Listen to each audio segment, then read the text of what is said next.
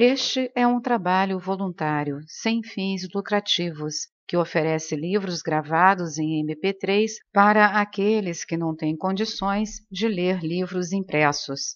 Para ouvir este e outros livros gratuitamente na íntegra, acesse nosso canal e leia as instruções na aba Sobre. Este livro foi gravado para o uso exclusivo da pessoa com deficiência visual, não podendo ser comercializado de acordo com a Lei nº 9.610, de 19 de fevereiro de 1998. Contar o número de células do corpo humano é uma tarefa tão difícil como contar o número de pessoas existentes no mundo. Mas a estimativa aceita é de 50 trilhões, cerca de 10.000 vezes a atual população da Terra. Isolados e expostos em um microscópio, os vários tipos de células do coração, fígado, cérebro, rins, etc., são semelhantes a olhos inexperientes. Uma célula é basicamente um saco fechado por uma membrana exterior, a parede celular, cheio de uma mistura de água e espirais químicas. Exceto as células vermelhas do sangue, todas as outras possuem um núcleo que protege as espirais muito retorcidas do DNA. Se você tocar uma partícula do tecido do fígado, verá que tem a aparência de fígado de boi. Teria de pressioná-la com força para verificar se é especificamente humano. Mesmo um geneticista com grande prática teria apenas 2% de chance de notar a diferença entre nosso DNA e o de um gorila. Assim, diante da quantidade de funções do fígado, mais de 500 foram relacionadas recentemente, não poderíamos ter a menor ideia com apenas um simples exame ocular. Uma coisa é inquestionável, apesar da confusão no assunto mente-corpo. As células humanas evoluíram até um estágio notável de inteligência. O número de atividades constantemente coordenadas em nossos corpos é infinita, no sentido literal do termo. Como os ecossistemas da Terra, nossa fisiologia parece operar em compartimentos estanques que, na verdade, estão visivelmente ligados. Nós comemos, respiramos, falamos, pensamos, digerimos os alimentos, expulsamos as infecções, purificamos nosso sangue das toxinas, renovamos nossas células, descartamos matéria inútil, votamos nas eleições e muito mais do que isso. Cada uma dessas atividades se entrelaça no tecido do todo. Abre parênteses. Nossa ecologia é mais semelhante à do planeta do que muita gente pensa. Minúsculas criaturas perambulam por nossa superfície, tão ignorantes de nosso vasto tamanho quanto nós de seu tamanho ínfimo. Colônias de ácaros, por exemplo, passam todo o seu ciclo de vida em nossos cílios. Fecha parênteses. Dentro da vasta organização do corpo, as funções de uma simples célula, como um dos 15 bilhões de neurônios do cérebro, propiciam o assunto para um extenso artigo médico. Os volumes dedicados a qualquer dos sistemas de nosso organismo, como o imunológico ou o nervoso, ocupam várias prateleiras de qualquer biblioteca médica. O mecanismo de cura reside nessa complexidade geral, mas permanece oculto. Qualquer um desses processos que envolvem a cura de um corte superficial na pele, por exemplo, o de coagulação do sangue, é incrivelmente complexo, tanto que, se esse simples mecanismo falha, como acontece com os hemofílicos, a medicina científica mais avançada não consegue repetir a função prejudicada.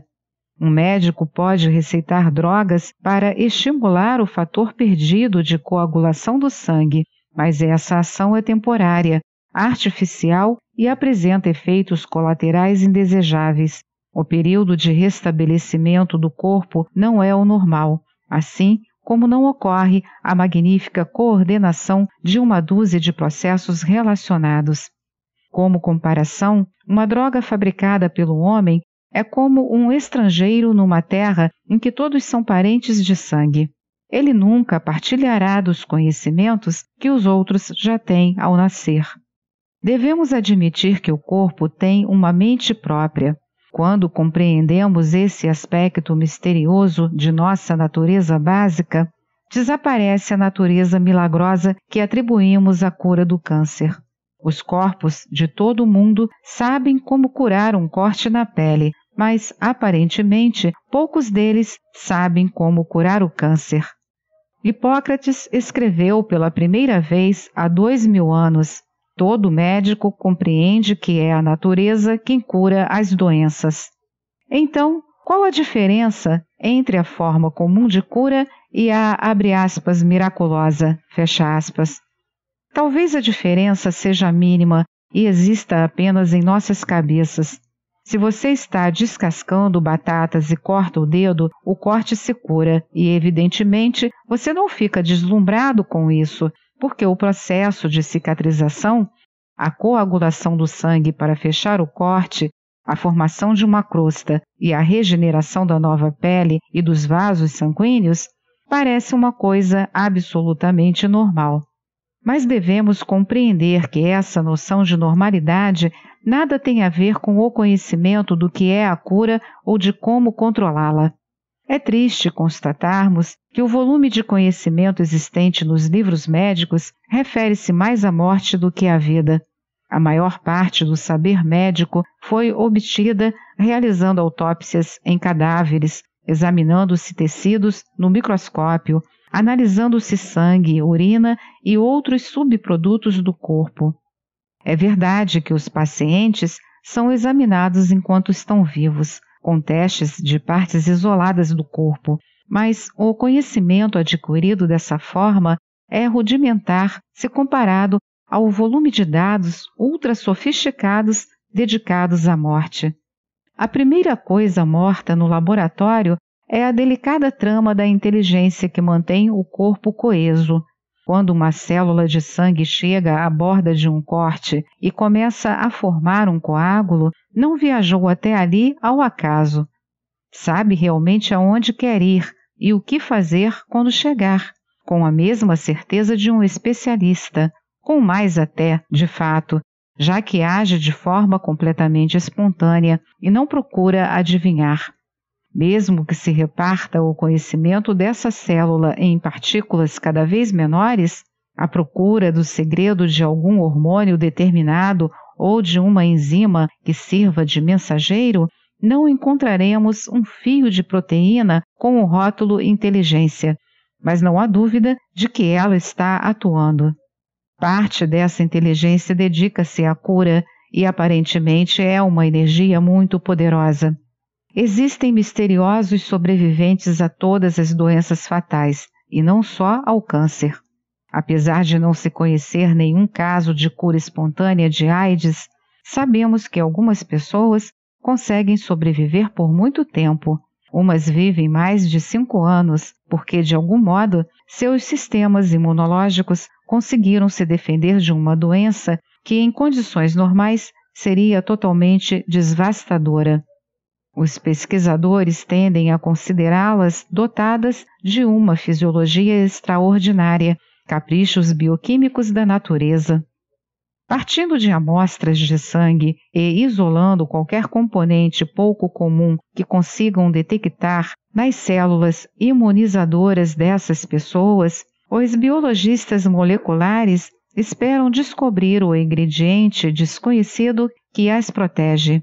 Se esse alvo for alcançado, uma tarefa extremamente tediosa e difícil, dada a complexidade do sistema imunológico, só então, depois de anos de testes de milhões de dólares, poderá surgir uma nova droga que beneficie a humanidade.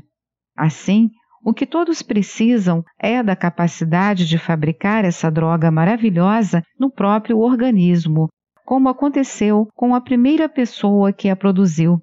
E tal capacidade não pode ser sintetizada. Comprar a droga não é tão bom quanto fabricá-la? Não, por muito tempo ainda. O que chamamos ingrediente ativo de uma droga feita pelo homem tem muito pouco know-how comparado à substância química original produzida pelo organismo. Talvez fosse mais correto chamar essa droga de ingrediente inerte. A razão disso está no nível de nossas células. A membrana externa ou parede celular de cada uma delas está equipada com numerosos pontos receptores. Essa parede é macia, mas os receptores são viscosos. São formados por complexas cadeias moleculares cujos últimos elos ficam abertos, à espera de outra molécula que se prenda a eles. Para uma droga atuar, morfina, Valium, digitálicos ou qualquer outra, é necessário que seja a chave que corresponde exatamente a um receptor escolhido na parede celular e a nenhum outro. Hormônios, enzimas e outras substâncias químicas produzidas por nossos corpos têm admirável conhecimento de quais receptores combinam. As próprias células parecem realmente capazes de encontrar um ponto entre vários. É fantástico seguir seus sinais em um microscópio eletrônico enquanto traçam linhas retas até os pontos em que são necessárias. O corpo também é capaz de produzir ao mesmo tempo centenas de diferentes substâncias químicas, orquestrando-as em relação ao conjunto.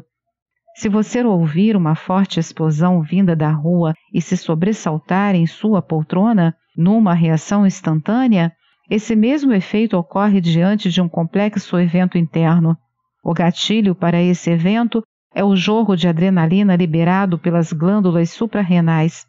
Levada pela corrente sanguínea, essa adrenalina comunica as reações ao coração, que começa a bombear o sangue mais rapidamente às veias, que se contraem e forçam a elevação da pressão arterial.